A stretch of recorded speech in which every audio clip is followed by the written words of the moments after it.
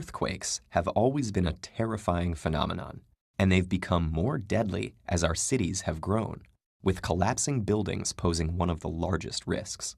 Why do buildings collapse in an earthquake, and how can it be prevented? If you've watched a lot of disaster films, you might have the idea that building collapse is caused directly by the ground beneath them shaking violently or even splitting apart. But that's not really how it works. For one thing, most buildings are not located right on a fault line, and the shifting tectonic plates go much deeper than building foundations. So what's actually going on? In fact, the reality of earthquakes and their effect on buildings is a bit more complicated. To make sense of it, architects and engineers use models, like a two-dimensional array of lines representing columns and beams, or a single-line lollipop with circles representing the building's mass. Even when simplified to this degree, these models can be quite useful, as predicting a building's response to an earthquake is primarily a matter of physics. Most collapses that occur during earthquakes aren't actually caused by the earthquake itself. Instead, when the ground moves beneath a building, it displaces the foundation and lower levels, sending shock waves through the rest of the structure and causing it to vibrate back and forth.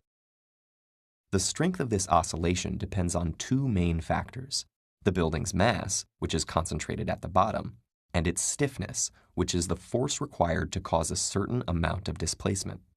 Along with the building's material type and the shape of its columns, stiffness is largely a matter of height. Shorter buildings tend to be stiffer and shift less, while taller buildings are more flexible. You might think that the solution is to build shorter buildings so that they shift as little as possible. But the 1985 Mexico City earthquake is a good example of why that's not the case. During the quake, many buildings between 6 and 15 stories tall collapsed. What's strange is that while shorter buildings nearby did keep standing, buildings taller than 15 stories were also less damaged. And the mid-sized buildings that collapsed were observed shaking far more violently than the earthquake itself. How is that possible? The answer has to do with something known as natural frequency. In an oscillating system, the frequency is how many back and forth movement cycles occur within a second. This is the inverse of the period, which is how many seconds it takes to complete one cycle. And a building's natural frequency, determined by its mass and stiffness, is the frequency that its vibrations will tend to cluster around. Increasing a building's mass slows down the rate at which it naturally vibrates, while increasing stiffness makes it vibrate faster. So in the equation representing their relationship, stiffness and natural frequency are proportional to one another, while mass and natural frequency are inversely proportional. What happened in Mexico City was an effect called resonance, where the frequency of the earthquake's seismic waves happened to match the natural frequency of the mid-sized buildings. Like a well-timed push on a swing set, each additional seismic wave amplified the building's vibration in its current direction, causing it to swing even further back, and so on, eventually reaching a far greater extent than the initial displacement. Today, engineers work with geologists and seismologists to predict the frequency of earthquake motions at building sites in order to prevent resonance-induced collapses, taking into account factors such as soil type and fault type, as well as data from previous quakes.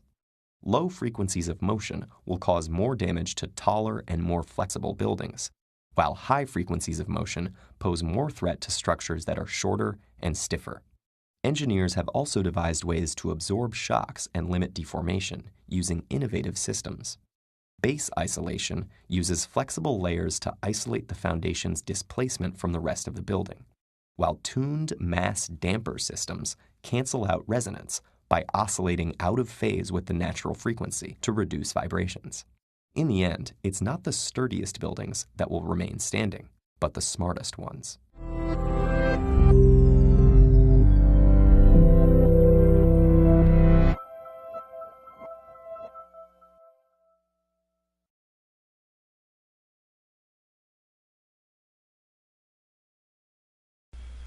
Should infrastructure spending be a national priority? By www.forexconspiracyreport.com. Forex markets are driven by the strength of national economies. Monetary policy may modify the course of Forex prices, but in the end, a weak economy means a weak currency and vice versa. The world economy is not doing especially well, and one school of thought is that the central banks alone are not going to be able to dig us out of the rut we are in. This school of thought promotes infrastructure spending on a massive scale as a stimulus measure. Bloomberg Business just published an article, How to Pull the World Economy Out of Its Rut, in which they quote Lawrence Summers, who is the stimulus guy. In Europe and Japan, interest rates have turned negative, something long thought impossible. In the U.S., workers' productivity is improving at the feeblest 5-year rate since 1982. China is a confusing welter of slumping growth and asset bubbles. Federal Reserve Chair Janet Yellen practices the central banker's art of draining the drama from any situation. She insists that conditions are returning to normal, albeit slowly. Lawrence Summers, the Harvard economist who almost got Yellen's job, has no patience for such patience. Since losing out to Yellen in 2013, he's been jetting around the world from Santiago to St. Louis to Florence, Italy, to argue that the world economy is in much worse shape than central bankers understand. Focusing on monetary policy alone, he says, they are doomed to fall short of reviving growth. They need to reach out to the governments they work for, he argues, and insist on strong fiscal stimulus in the form of infrastructure spending and the like. As the article notes, the jury is still out on this. Nevertheless, let's take a look. Should infrastructure spending be a national priority? And if the U.S. and other large economies do this, how will it affect the Forex markets? How to fight secular stagnation. Secular stagnation is a situation of little or no economic growth on a prolonged basis in a market-driven economy. This was the case during the Great Depression, and the answer was to create public works programs. People went back to work, got paychecks, and paid taxes on their earnings. Money started moving through the economy again. The short version of today's debate is that the U.S. should invest in fixing its aging infrastructure, and this would help the economy and, coincidentally, the U.S. dollar. Opponents such as the Cato Institute argue that all of this about U.S. secular stagnation is simply an excuse for more big government. When does fiscal stimulus work? The Economist addresses this question in their article, When Does Fiscal Stimulus Work? They wrote this in 2010, before much of the current recovery had happened, but the arguments apply today. A country committed to stimulus will take care to prepare to use stimulus. It will construct a system of automatic stabilizers that provide immediate counter-cyclical aid as an economy deteriorates. It may have a backlog of needed infrastructure projects at the ready, which can be rushed into action as conditions warrant.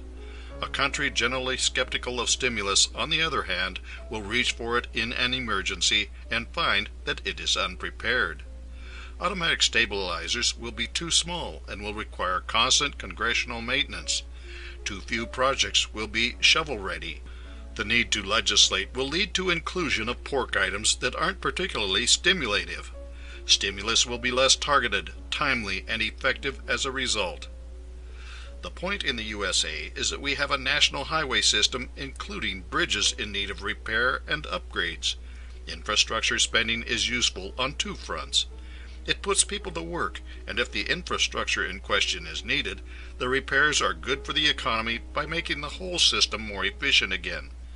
If infrastructure equal pork barrel projects, infrastructure spending should not be a national priority. For more insights and useful information about Forex markets and trading, visit www.forexconspiracyreport.com.